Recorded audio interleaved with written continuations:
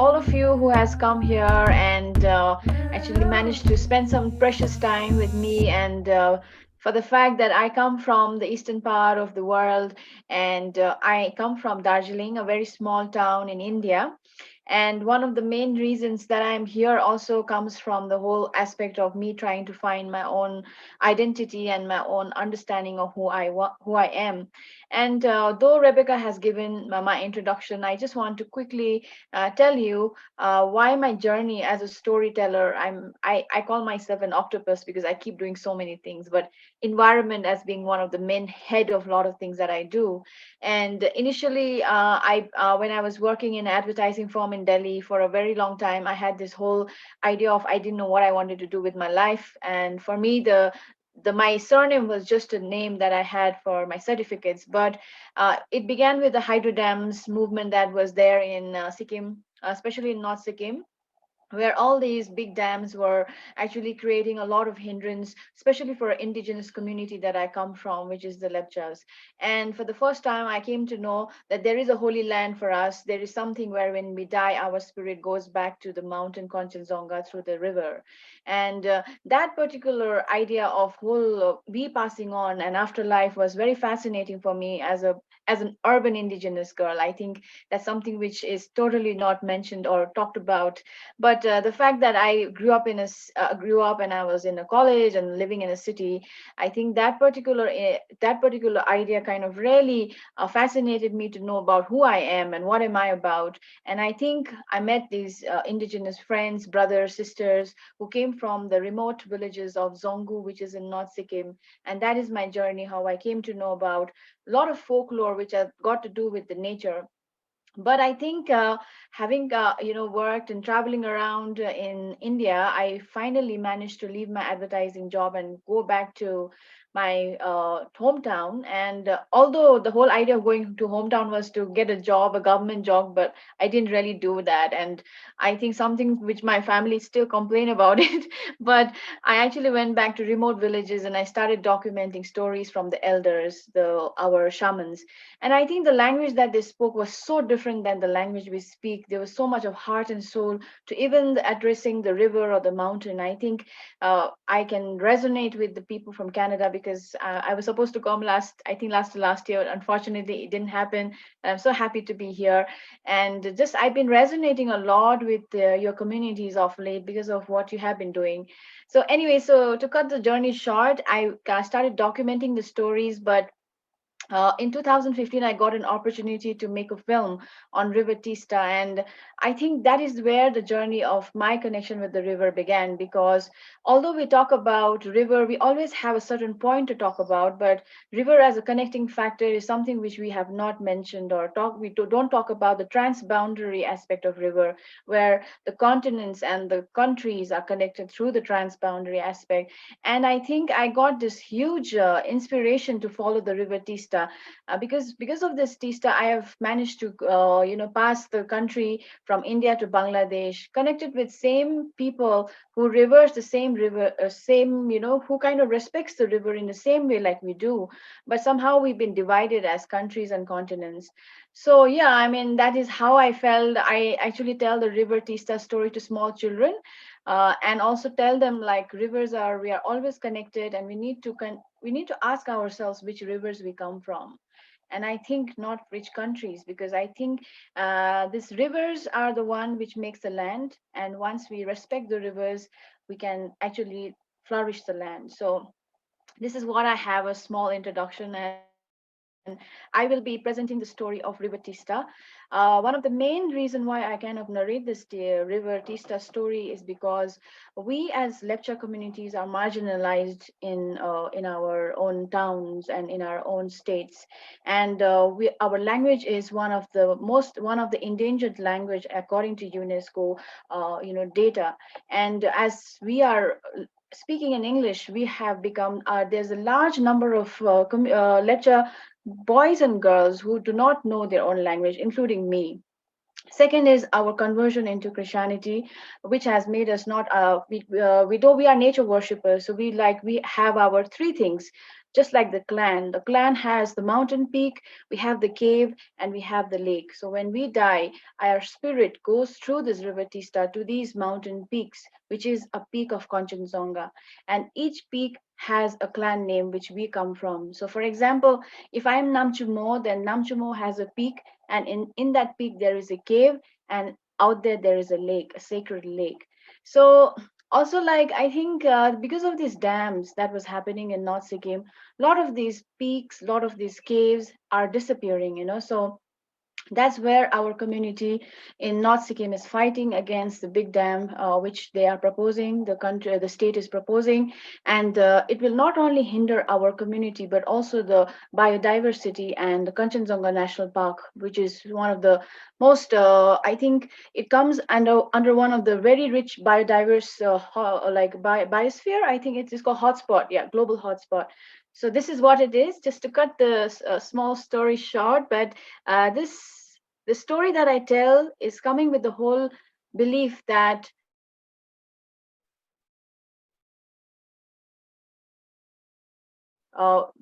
our ancestors. Kindly quickly share a screen and show you the River Tista, where it comes from, and then begin my story. But before that, is there anybody who wants to ask any questions or something about regarding the story, or shall I just begin? You can give me a thumbs up. Okay. All right. Perfect. So I will just quickly share the screen. And then when I share the screen, I also want you to remember that we all are here in this particular space of time and moment where we are actually listening to one of the oldest lore that our ancestors used to tell. And as I sat by the Mount Tendong and the shaman told me this story, that feeling of telling the story to many children and my fellow communities, indigenous community in the northern side of the globe, is only to connect with one another and to say that we are together in this struggle to fight for our rivers, to fight for our earth, and to come together as a humanity. So, yes, so this is where the Mount Khanchendzonga is. So, can you see the screen, Rebecca? Can you just give me a thumbs up if you can see the screen? Perfect. Thank you so Yep. much. Okay, so if you could just quickly, as I tell you the story, if you could just gently close your eyes,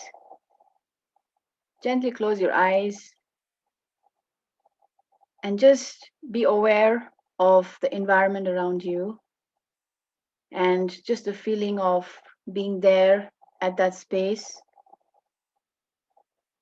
with the sound, with the wind, with your breathing. Just come into that space of you and yourself. And as you do that, just be aware that we are here together to listen to the story, to be a part of the river that I come from.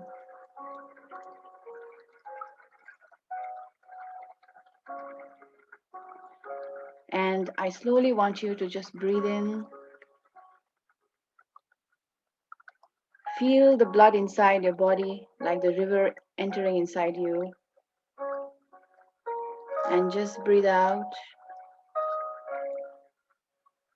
and just take out everything that you feel very heavy about yourself.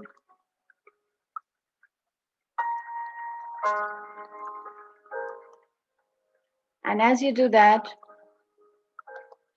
just remember that we are always moving, we are always flowing, and we are always in a movement.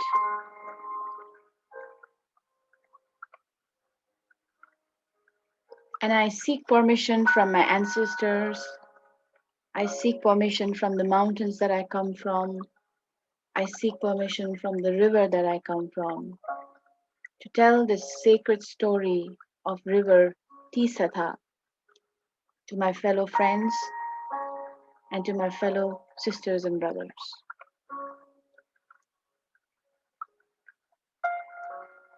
Just breathe in And breathe out. And gently, you can open your eyes and look at the mountain that you see right in front of your screen. This is the mountain Khanchendzonga, the mighty third highest mountain of the world. These are the peaks that my clans come from. There are lakes, beautiful sacred lakes, and there are beautiful, beautiful caves. So I talk about the times when there were no human beings. I talk about the times when Mother Earth was just trying to figure out about Mother, the rivers, the mountains. And I'm also talking about the times when this mountain Khanchendzonga was as small as a musketeer's tooth. It was not as big as it was or as it is as you see right now. It was just small shaped musketeer's tooth. And Ipudevarum, who is our creator, is neither male or neither a female. It doesn't have a gender. So Ipudevarum was very happy in this place called Mayalliang. So Mayalliang is a magical place. The Lepchas believe, or the Rongkop or Rongmit believe, that in that very place there is no suffering, there is no hate, there is no cry, there is no pain, and there is no sorrow. When the wind used to blow high up in the mountains, the wind used to be fall in love with the water droplets, and it used to play with the clouds, and it used to form beautiful droplets which used to fall on the Mother Earth. And as it used to fall down, it used to gently rest on the leaf of a tree, sometimes on the petals of the flower. And the flower used to say, "Thank you, my dear rain. It's because of you that I can blossom and I can bear fruits. And it's because of you that I can give fruits to so many animals in this Mayalliang."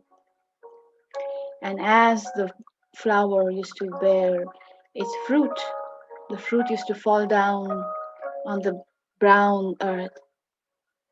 And the brown earth used to say, "Thank you, my dear tree. It's because of you that I can give birth to so many babies, that I can blossom into flowers, I can blossom into fruits. It's because of you that I can actually become green." And as the earth used to sit by the riverside, it used to thank the river and used to say, "Thank you, my dear river. It's because of you that I am drenched with your love, with your blood. And I feel so nutritious because of this." And the river used to say, "Thank you, my dear earth. It's because of you I have a shape. It's because of you that I have pebbles. It's because of you I have boulders. And I can control my flow of my river through you." And there used to be a big fish called the golden mahseer, which used to come down from the oceans of Bay of Bengal. And it used to move high up in the upstream rivers of Khanchendzonga. It used to just be so happy because it used to lay the eggs right on the upstreams of River Teesta. Because it used to believe that this river, the waters are so pure that in this water I can give birth to my baby. And sometimes it used to fly up in the sky and take the help of a rainbow and go back to the oceans. So this mountain Khanchendzonga that you see is not as big as it is. It was as small as a musketeer's tooth. And Itbodeburum was so happy to see every part of the beings of the world interdependent, happy with one another, grateful one another, and loving one another and respecting each other's presence and existence. So Idbodevurum thought, I should send two human beings, one male and one female. The male's name was Rangit and the female's name was Rongnu. And Idbodevurum said, listen, my dear human beings, you should take care of yourself and know the laws of the jungle. Just see how they are grateful. Just see how they are loving to one another. Just see how much they respect one another. So, as I send you to Mother Earth, make sure that you learn to love one another and also to respect one another like these jungles beings do. And as Rangit and Rongnu, as a small little boy and girl came down to Mother Earth, they came to the jungle of Mayalyang. And as you see the map, this eastern Himalayas that you see, this whole that was this part of the Mayalyang was somewhere here, where the sacred lakes, where the mountain peaks were all brothers and sisters. There were no borders, there were no demarcations. When the wind used to blow high up in the Kazakhstan, the same wind used to affect parts of India and Nepal. And this is how Rangit and Rongnu came down to Mayalyang. And as they came down, they started becoming friendly with all the beings of the earth. They became friends with these medicinal plants called rhododendron. In Nepali, it is called guras. And there's another tree which is called Nepalensis alnus, or we call it utis. They fell in love with these different plants and beings, and they were so friendly with one another that they started respecting one another. Rangit and Rongnu would fly up in the mountains because they were magical beings, and sometimes become friendly with birds and animals, and sometimes butterflies, and even sometimes take a ride of a birds like blue-throated barbet. And these flowers that you see is actually a medicinal plant. When we cough, when our throats actually are scratchy, we used to take this flower, but the leaves are very dangerous. And the left side that you see, Utis or Nepalensis alnus, is the tree which used to be grown whenever there was a landslide. And the eastern Himalaya are prone to landslide because we are still the new fold mountains, and our soil is very, very weak. And this tree, the roots of this tree actually grows very fast. And these trees are found still here till now in these mountains. And then as time passed by, they were friendly with these birds that you see is the Himalayan monal, which is the national bird of Nepal. And Rangit and Rongnu were so much in love with one another as they were growing, as they were becoming teenagers, they started falling in love with one another. They were so much in love that they forgot when is the wind blowing, when is the rainfall, when is it that you have to go and pay respect to the river, when is the time when you have to pray to the earth. They forgot everything. They forgot that there is a bird, there is this medicinal plant called rhododendron. They started not even looking or paying respect to Nepalensis alnus because they were so much in love with one another. Days and years and months used to pass by just looking at, gazing at one another and caressing each other. And Rangit and Rangnu's love for one another was becoming very dangerous for the jungle. The jungle started speaking around and they started whispering and they started saying, this love between these two human beings are very dangerous for our jungle. They love each other so much that they don't even respect the things around them. They've forgotten to see the flowers. They've forgotten the names of these flowers, the plants. They care about the medicine which they eat as pills, but not as the one that is there right as their natural resource. They want to cut down the trees and build houses, but not take care of the plant which actually supports the earth. The love between these human beings are not good for us, my dear jungle mates. We need to separate them. We need to kill them. But having said that, Yeti, one of the most magical creatures of the eastern Himalayas, was a hunter god, was the guardian of the mountains, and he was always taking care of the jungle. And when he heard that there is this whisper and murmurs of separating Rangit and Rongnu, he went to Rangit and said, "My dear Rangit, you guys have to fled from these mountains because the jungle is scheming of separating you or killing you." And Rangit was the angry one. The boy was always the angry. And he was like, "How dare they? Who are they to separate us? And why would they separate us? I will go and kill them." That's what the Rangit said. But the Rangnu, the girl, the calmer one said, "Hey, listen, I'm sure we must have done something wrong. This jungle, the whole jungle is talking against us, means there must be something wrong. Don't get angry, my dear Rangit. Just be calm and think about it. What could be the reason?" And Rangit was like, "No, I am going to kill them.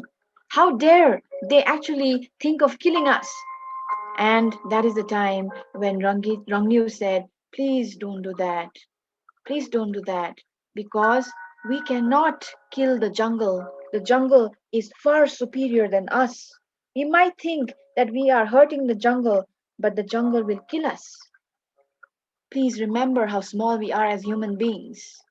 But Rangit was the angry one and said, "No, I'm going to kill them." And that is the time when Yeti said, "My dear friend, don't you even realize you're so blinded by your ego? Don't you even realize that it is your love between the two of you that you don't even pay respect to Mother Earth? You don't even pay respect to the mountains and the jungle.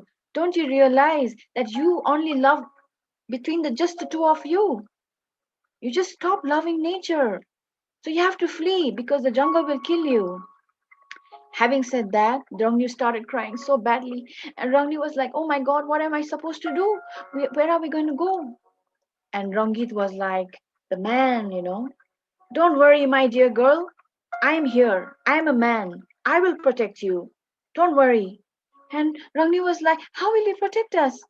And Rangit was like, "Oh, my dear girl, don't worry. I and you, don't forget, are magical beings. You become the female river, and I will become the male river. And together we will flow towards the plains. We will not live in this jungle. We won't live in this particular forest which does not love us." And the girl was like, "Well, that's a good idea, but how are we going to go when we become water? We are formless. We don't have a form. And where do we meet?" And that is the time when the guy again said, the boy said, "Oh, don't worry, my dear girl. I am here. I am the man. I am going to tell you. You are going to follow a snake called Parilbu, and I will follow a bird called Tutfo. And this particular Tutfo is the one which you will see. This is Tutfo. This is the Munal." And he said, "I'm going to follow this bird, and you will follow the snake. And together we will come and meet in a place called Pesok." Now, Pesok in Lepcha means Panzok, which means it is a dense jungle. But if you go to that place now, you will mostly find tea gardens. So there was a jungle before the Britishers came and made this particular mountain a heaven for teas and tea gardens. That's what Darjeeling is known for. And the boy said, "I will meet you at Pesok, but don't be late. Make sure that you come and meet me right on time in a place called Pesok." And both of them, just in a snap of a finger, turned themselves into this beautiful river. One was coming from the North Sikkim, which is the female river called Rongnu. Another one was a male river called Rangit, which was coming from West Sikkim. And together they were flowing.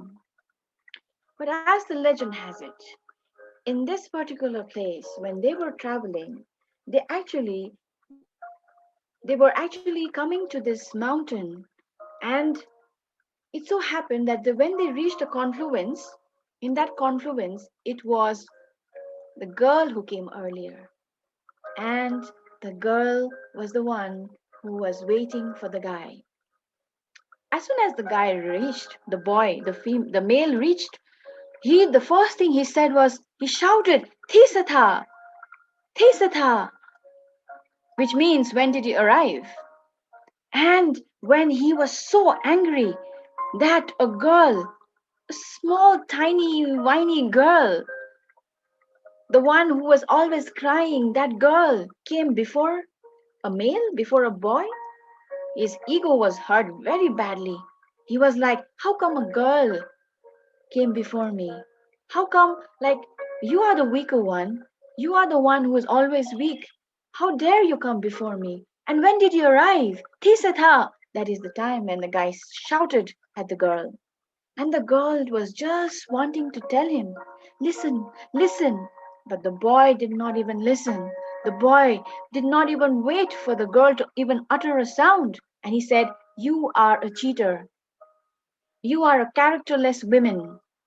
I'm sure you went with somebody, you went around with somebody and found a shortcut and you reached in this place just to show that you're better than me. And the girl was like, listen, listen. But the boy would not listen. The boy said, I don't want to be with you. You are a characterless woman. You are the one who wanted to show off that you are better than me. So I am not going to go with you, Rongnu. I'm going to go down to the plains. You can go upstream. And the girl said, wait, wait, listen to me. And that at that moment he got so angry, he even forgot where he was going. He started pulling the boulders, he started pulling the trees, he started pulling the sand of that West Sikkim, and so much so that he was moving up to the mountains of West Sikkim. And as you see this particular picture, right in front is Mount Khanchendzonga, and on the right side is West Sikkim. And this picture is taken from Darjeeling. And as Rangit was angry and moving, he was not listening to anybody. His friends, Yeti, everybody was saying, listen, listen, listen, Rangit, please don't get angry. Please don't get angry. Listen, listen to what Rangit is saying. But he was like, no, his ego was so much hurt. His male ego was so huge. And as he went up, he started submerging the whole of Darjeeling, the whole of West Sikkim, and everything was flooded with water. There was no animals, insects, nothing. And as you see the mountain, which is here, which is circled in red, is called Mount Tendong or Tunrok. Legend has it that most of these young animals and birds and magical beings came on top of this mountain and started praying to Itbudevarum. And when it started praying to Itbudevarum came in the form of this bird called hill partridge. In Nepali, it is called pura, and in Lepcha, it is called kohongfo. And this is the same bird which you will find in our badges and in our flags. And Tunrok and this kohongfo sat on top of the mountain dong and said, what is it? What happened, my dear? And all the animals and birds started praying, shivering and crying and said, Rongit, the river Rongit is angry, is blindly angry. He's not willing to listen to anybody. He thinks that Rongnu actually cheated him. And he's so angry that he has destroyed everything around him, his ecosystem, everything. And he's not willing to listen to any one of us. And that is the time Hill Partridge listened very carefully and said, my dear friends, I understand what you're going through. So, what I request is, I would request the main shaman of this group that this particular shaman offers millet to this river. And as soon as Hill Partridge said millet, the Hill Partridge also said, but don't drink too much of it. It's very dangerous. And the millet was offered to River Rangit. And as soon as the River Rangit felt a sprinkle of millet, all of a sudden Rangit realized what he had done. And the legend also has it that the speck of the millet fell on the chest of this bird.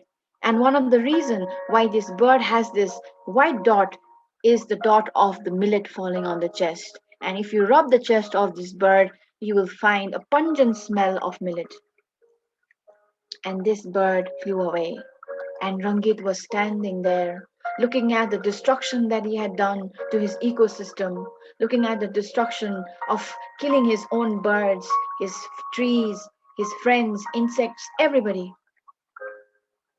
And everyone, whoever was alive, said, "My dear friend, you have to go down and meet Rongnu. Go and meet Rongnu and apologize for the fact that you were blinded by your own anger. Go and apologize and ask what was the reason that she was before the time. Go and ask why, how did she come there?" And as Rangit was so angry, finally he reached in a place called Pesok, as you see it in the picture. And Rangit said, "My dear Rongnu, please, I'm sorry for what I have done. I was so blinded by my ego, by my anger, that I did not even realize that I was not listening to anybody. I was just creating destruction and destruction and destruction."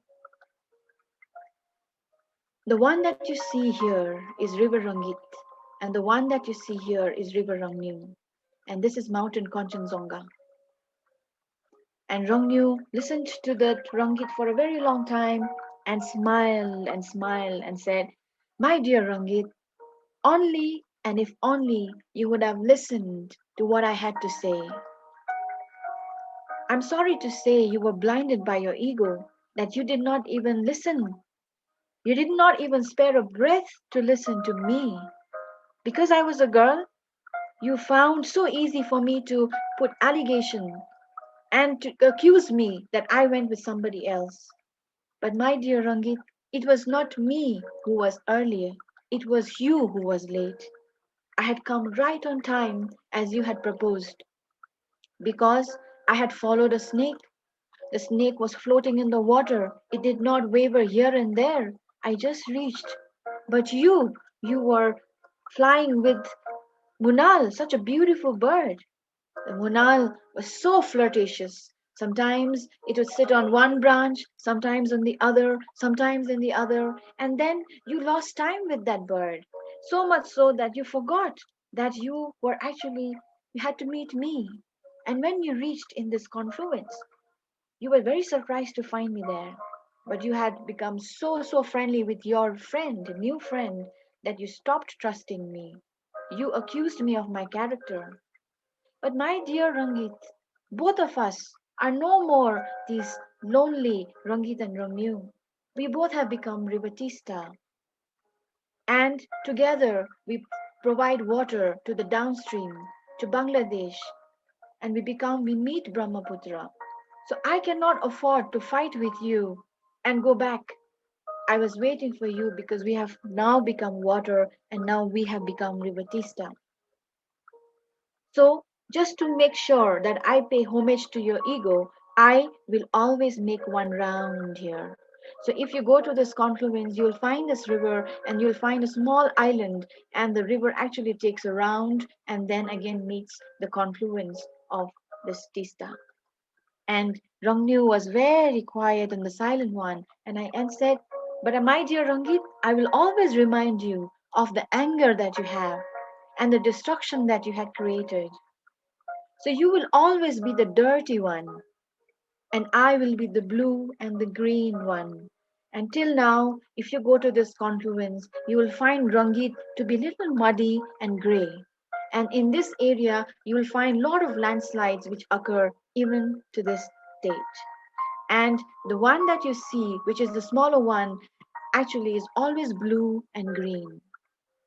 And this particular shape of the river, they say, is because the river Rangit followed a bird called, you know, Munal, or the Dafi Munal, they call it. And the one this is here, out here, is like the shape of a snake. And Rongnu said, Together we will be flowing as River Tista, but your color will always be dirty and mine will be the blue and green to remind you of the peaceful character that one needs to have when another one is angry. And if you see the map very roughly, River Teesta starts from here and it enters Assam, Brahmaputra, and it goes down to Bangladesh and finally merges in Bay of Bengal. And right here on this top of the mountain, you will find more than 36 dams which is being built in a kilometer of 316 kilometers, which is creating in a kilometer's time, you'll find another dam. So this ecosystem of this river tail of Tista has just remained a legend. But as the story goes, till now we talk about the River Tista's beautiful love story, and the place that I have clicked this photo is called the Lover's Point, the beautiful tale of these two lovers called River Rangit and River Rongnu. And together they form River Tista, which comes from Mountain Khanchendzonga. And and it is still providing water to millions of people of Assam, West Bengal, Sikkim, and Bangladesh. So, this is how I will actually end this story. And as you do that, I would want you to just look at this and then just take a deep breath in and take a deep breath out and think of your rivers, think of your mountains, and think of the ecosystem that we all are connected.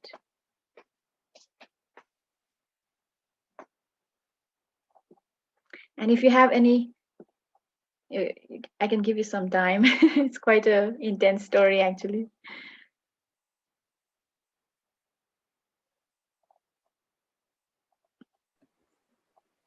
Thank you so much, Minket. That was so beautiful. Thank you. Thank you to all of you for listening and giving me this time. Did you want to continue and go into kind of the second part of what you wanted to share, or would you like to create a little bit of space for people to ask any questions or comments right now? Probably the second part is it's a continuation of my story of the Okay. COVID-19 pandemic, right?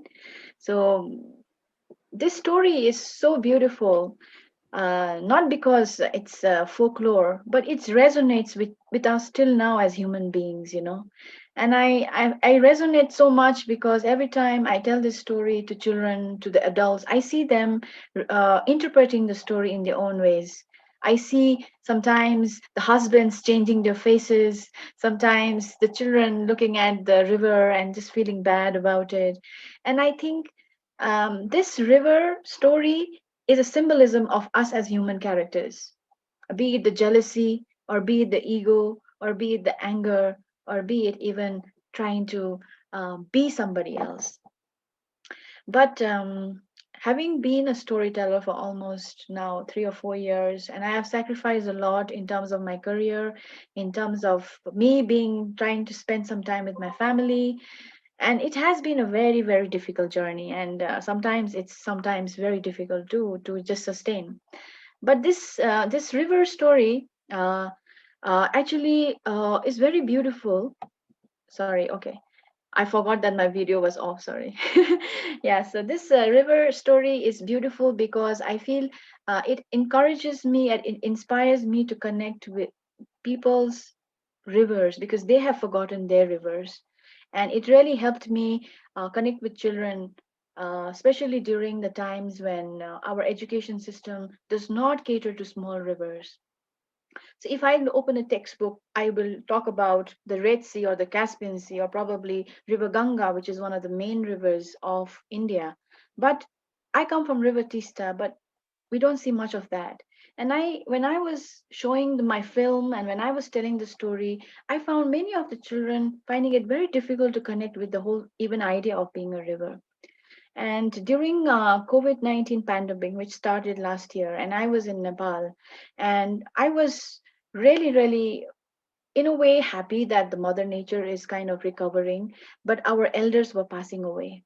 And the elders that I had collected this story from was just passing away.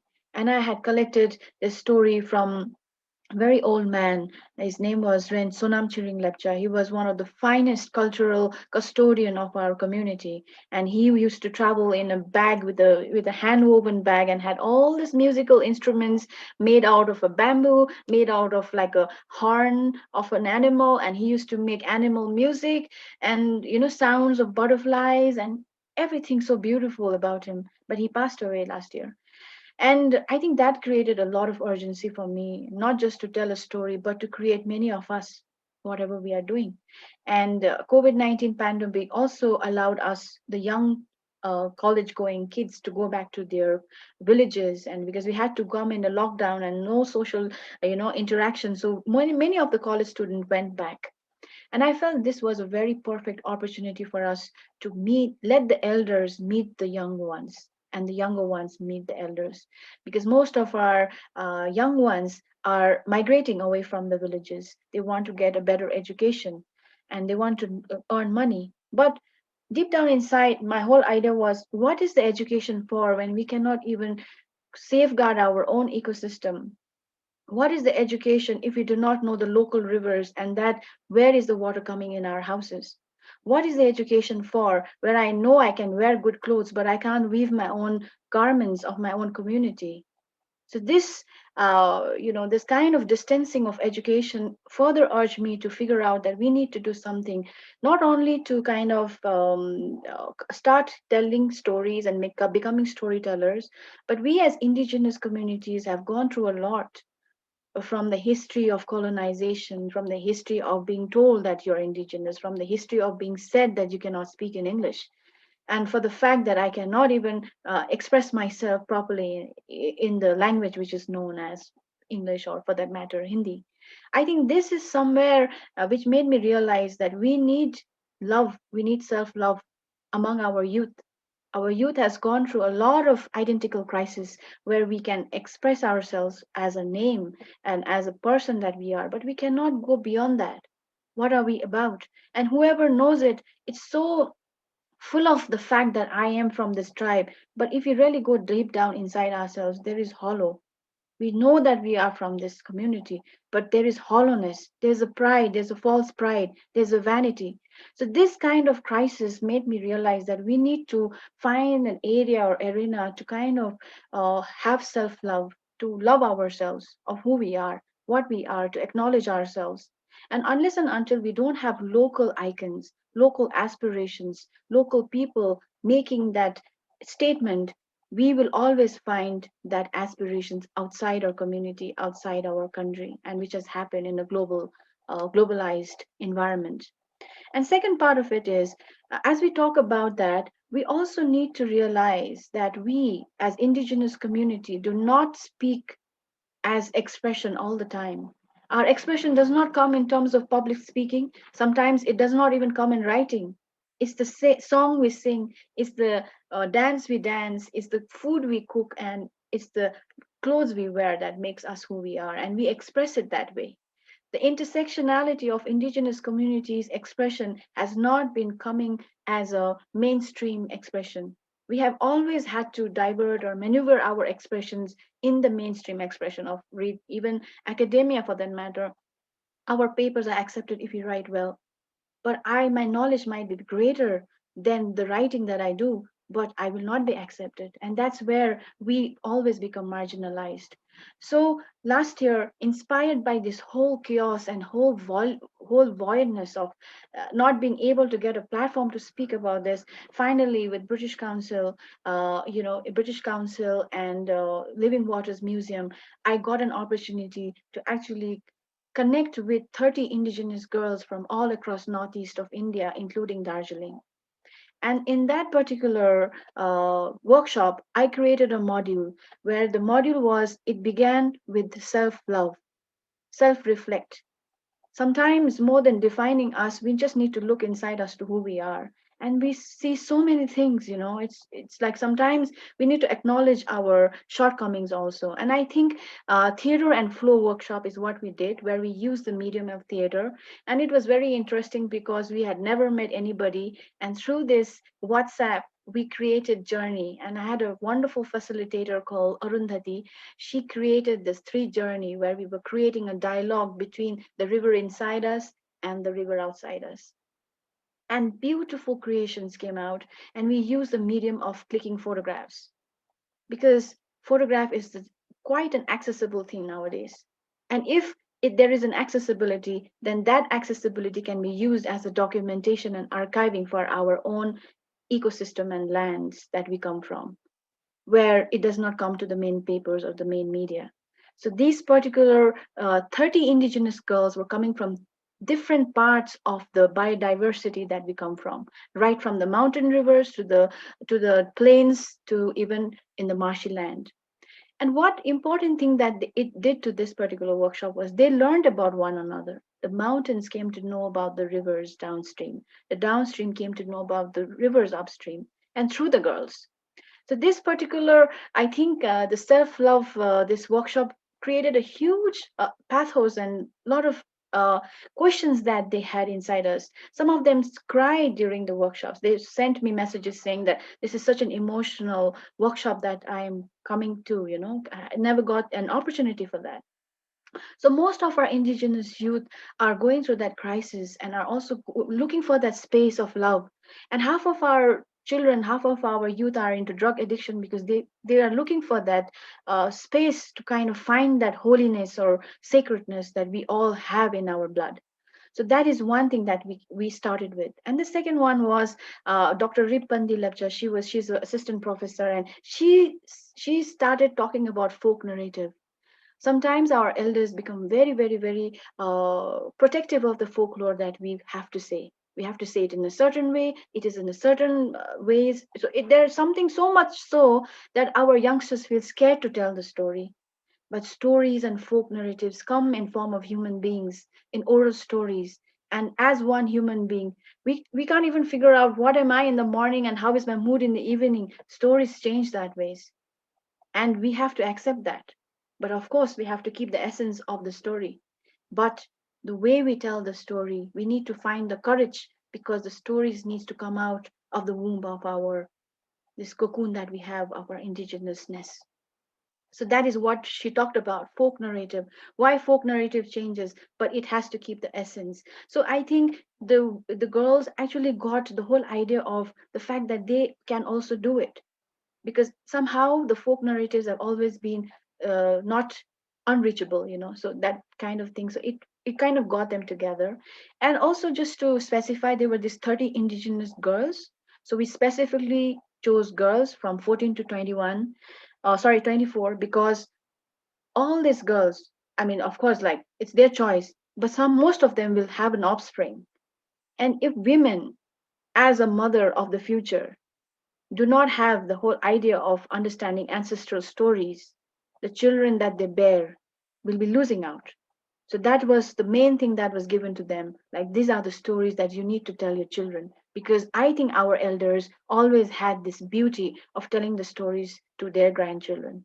Some of us got it, some of us didn't get it. So that is one. And after that, we got our Alien Phoning. She's been using fabric as one of the way to tell the story, and I think she was such a good example, because what we wear is our stories. Our traditional attire all talks about the stories, the birds that we represent, the insects that we actually have in our patterns, the mountains that we come from. So I think she idolized the whole idea of coming back to the wool and the thread and the needle that we all had in our ancestry. So this is where I think the whole idea of aspirations was coming from her. And I think we had another facilitator, what Tetsu sister. So they are a very beautiful folk artists from Nagaland, and they have been using their traditional musical instruments, where they actually use the tati instrument, and they actually play their folk narrative stories and songs. And this So for them, for the girls, it was a huge thing because they're quite famous and they came on the workshop. And for them to have this local icon and talk to them, I think was a matter of pride, because they said, like, I think Mercy Tits, so the one of the band members said, we have to own it now, we have to accept ourselves for who we are. Unless and until we don't, we can't expect others to do it. So the whole idea of accepting the dresses you wear or the colors that you wear is come should come with the love and with come with the pride, and not with vanity. So that was one, I think, interesting thing to talk about. And after that, fine, I also told a story, and I talked about why we as women have to be storytellers and why it is important, because the offspring that we bear is a direct umbilical cord of, like, connection, and the story should go through that. And eventually we had Dr. Rip again talking about a lot of these tools, because our people are afraid of technology, are afraid of actually accessing this technology to kind of represent our folk narratives. And this particular tool had to be given to them to say, hey, you can do it, experiment it, bring it out in the open, to the in the medium where people can see it. And we also had Dr. Kumtia de Burma. She talked about the human rights, the indigenous rights, the land rights that is connected with the women. As stories are important, as the fabric is important, so is the law, which is already there. It's just that we don't know. And the fact that we need to know about it, because if you really look at it, the men will go away from the villages. It's the women who stay back with the babies. And when these big corporations come, it is we who we have to fight. That land right laws were actually represented and informed to them. And eventually, we told them, after this particular workshop, you will be given a 2 weeks or 3 weeks. So you have to spend time with the elder, and with that inspiration, you have to actually start collecting your river folklore.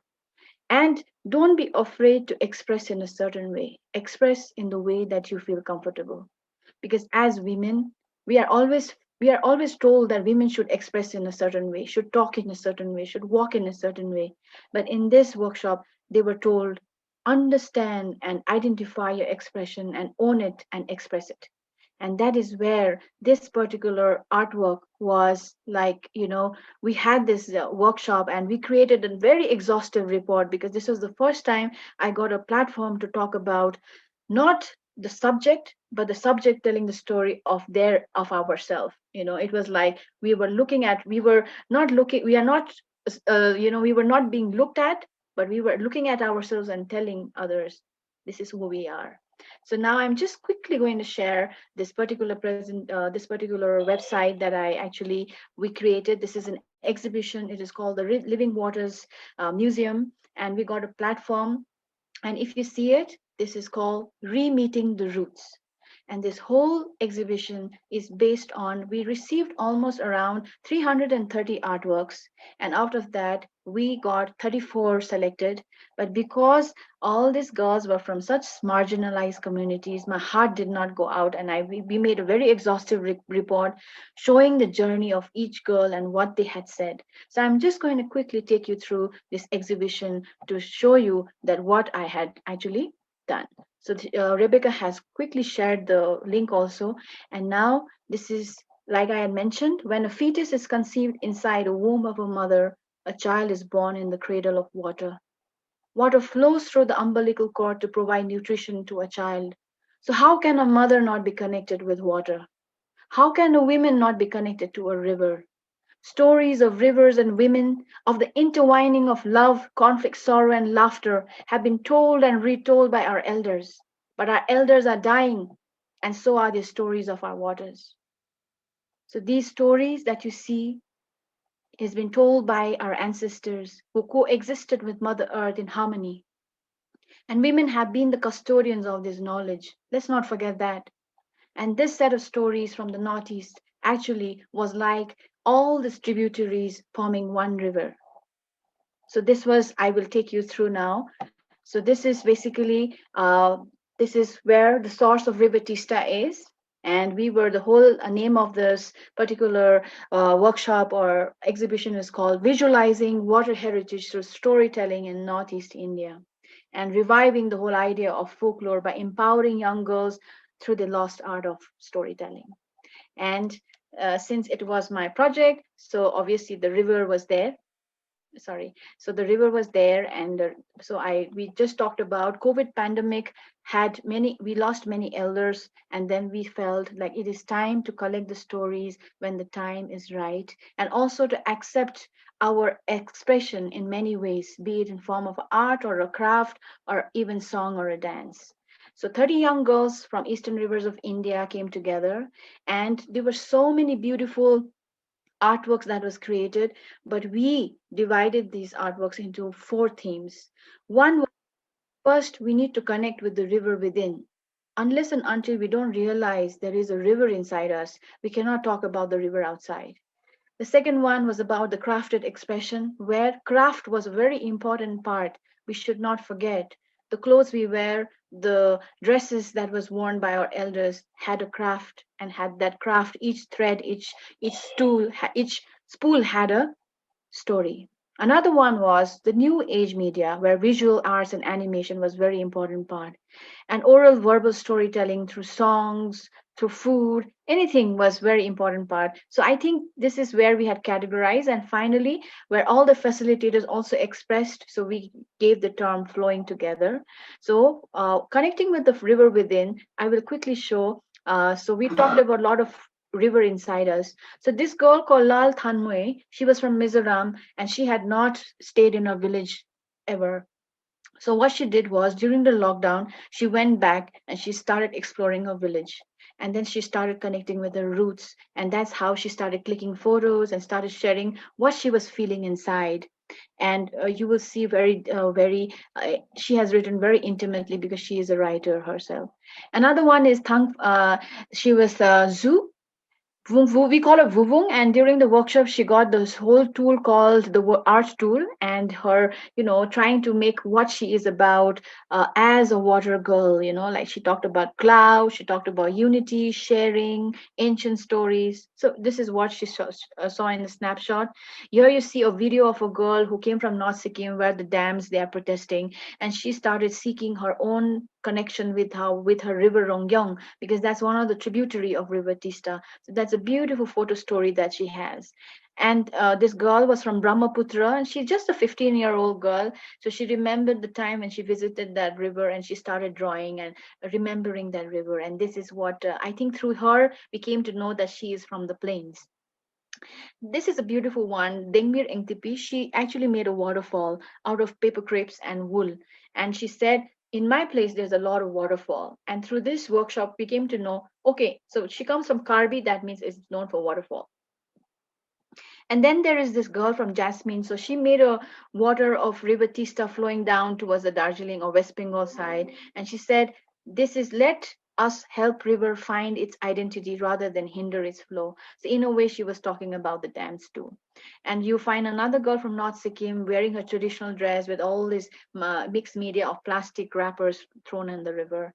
So this is this water goddess that she talked about from Arunachal Pradesh. And then there is another one. She particularly mentions that she is surrounded by her river called Janali Dui. So the fact that she mentioned her name, her river as Janali Dui, talks also about the language that they refer to their rivers, which is equally important and needs to be acknowledged. And then this is one of my favorite ones, because this is the first time that she was drawing this particular artwork. And after the meditation, after the theater and art flow workshop, she actually made this drawing, and this wave was coming her hair was coming in the form of a wave. And she said, self love turns mess into magic. How beautiful can you be when you start looking deep inside? And then this is how we got beautiful creations like this, and talking about the river inside. Now I come to crafted expression. In this crafted expression, Jasmine talks about like there's so much time which is being used in technology, and we are trapped with technology. The whole idea of making something with the hand was very appealing for her for this workshop. So she wrote, like, while I was showing Tista and Rangi through my artwork, it was not merely two rivers, but the collective emotions that we Mutanchi Ronkup Runkup have towards them. With every stitch, I have woven the love and gratification that I have towards the epic Tista Rangit. So, a girl who is just 20-year-old if she is given a platform, there's so much of honesty and there's so much of integrity to what she was writing. And I think to give a platform to these girls was a huge achievement, not us as facilitators, but the fact that it needs to happen. And then this is the artwork that she did. It was like a mat, a big mat. And this is the Khanchendzonga. This is the Rangit. This is the Rongnu. Rongnu is little light green and dark green. This is the bird that the guy followed. This is the snake the girl followed. And together they become River Teesta. And this is what she has written, Teesta. And this one that you see is our traditional woven garment.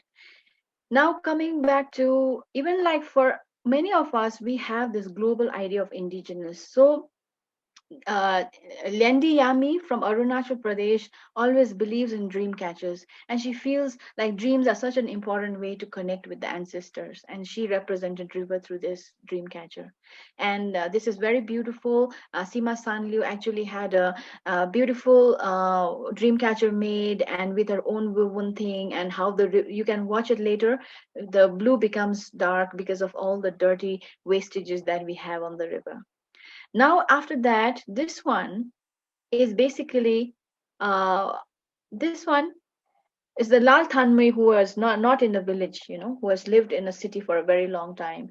So this particular girl not only drew the village of her ancestors, but she also collected the story of afterlife.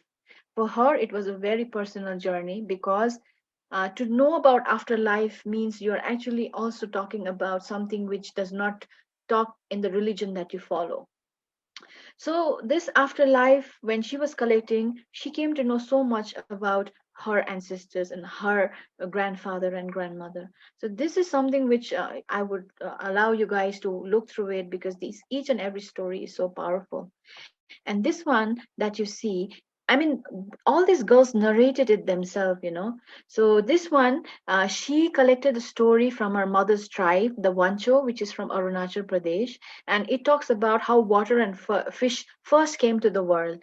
And this artwork was so beautiful because she draws very well, but she not only drew, she made a cutout and she actually made an animation. And in that animation, each and every character is done with so much love. Then we actually, and also she said something very important. She said that I put a lot of time and effort into making this piece, as the folklore belongs to my mother's tribe, and I felt a deep responsibility to present it in the best way possible. As an avid lover of art, I decided to paint all the components with my hand, as I felt that is the medium which gives me the most amount of freedom to express my interpretation of the imagery that forms in my head as I read and narrate the story. And I think the fact that a young girl like 20-year-old Liniam had so much of responsibility was I felt that was hitting the right chord, because we can romanticize the stories, but our ancestor stories are something to be really dealt with responsibility. And La Thanmoy, she actually said very interesting thing. She said, I specifically chose cinematography as a medium of expression because I fear that the viewer's creative imagination would not resemble the true aesthetic of a folklore. I included sketches along with my narration because through this short clip, I wanted to portray a Mizo village and other landscapes. So this particular example also shows that we have to empower our children to speak and give ownership to their storytelling, because not many of others can do justice to us. So that's one way of putting it. Then we have this kind of thing, and I think this was another favorite part of it, which was the main objective, because when we talk about storytelling, people always think it's just the stories, but I we have songs, we have dances. So this girl from Tripura, she sang the song of Raima Saima, the river that she comes from. And while she was singing, she started playing the guitar, and her music is so beautiful that when you listen to it, you will love it. And then there was another one where Hunmir Terongpi, she, like I told you, Karbi, she comes from Karbi, and there's a lot of waterfall. So in order to collect this story, she went all the way to this village just to click the photo and get the story. So for me, this was a huge achievement, because most of us don't even visit the villages that we come from. And that means if we are going to collect the story, that means you are meeting your own community, and in a way sometimes we require that. And now we have the Sima Sandu. This is a beautiful story which talks about River Pa and Nikbu. And there is a nice ritual that they have in the month of January or February, where all the men and women folk go to the riverside and they start actually beating the bark of a tree.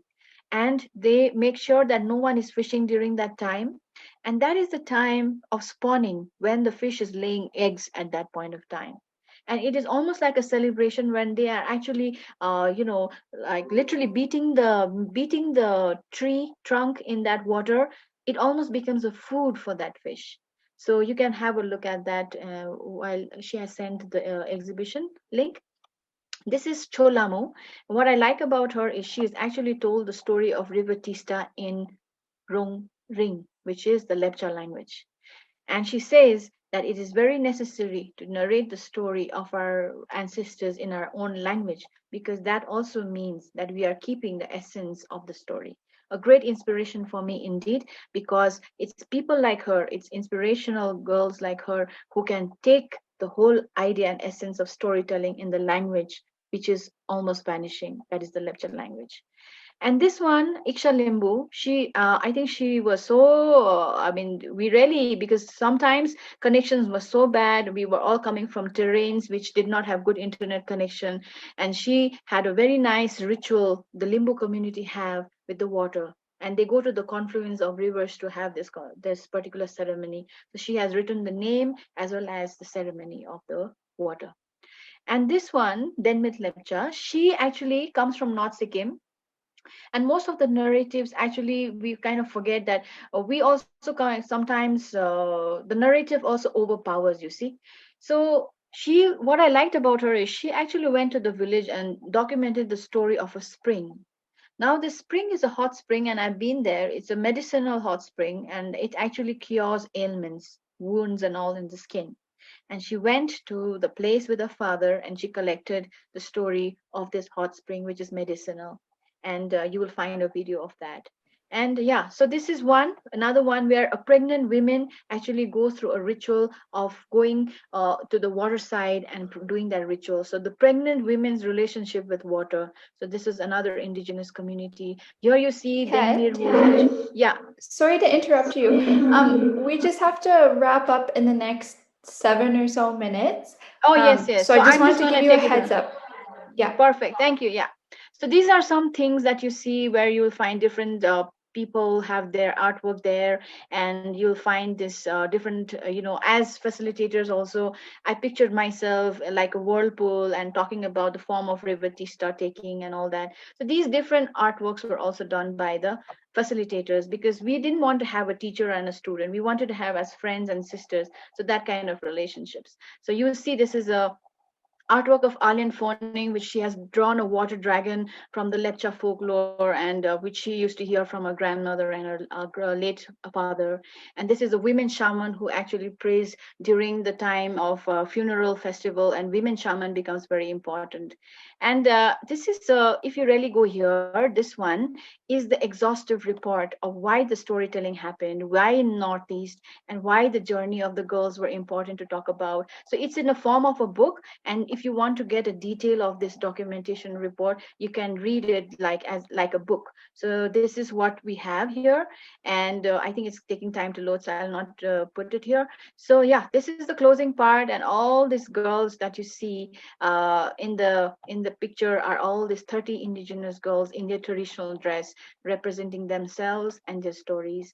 So this is what happened during COVID-19. And we were so happy that just day before yesterday we actually presented this to our British Council and had a live interaction, and everybody was so happy. And I'll be more than happy to share something with Rebecca and send it across for all of you to see.